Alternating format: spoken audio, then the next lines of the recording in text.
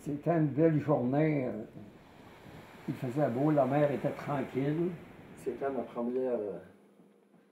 première saison de pêche.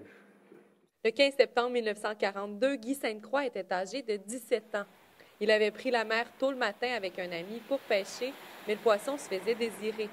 Et les deux jeunes hommes regardaient le convoi de la marine marchande s'avancer doucement vers eux. Une personne qui crée dans les pêcheurs, ça sera le bon temps de savoir s'il y a des sous-marins dans le Golfe.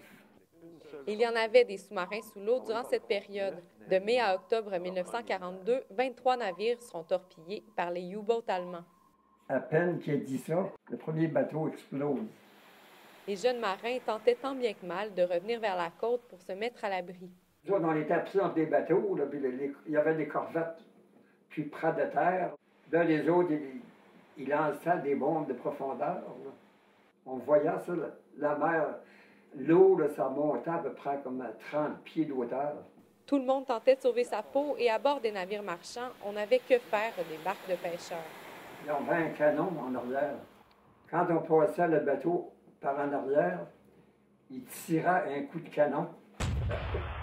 C'était comme la panique. 2 bateaux en provenance de l'Europe seront coulés cette journée-là. Le témoignage récent de M. Sainte-Croix a permis d'en retrouver les épaves. Le Inger Elizabeth et le Saturnus reposent à 8,5 km au large.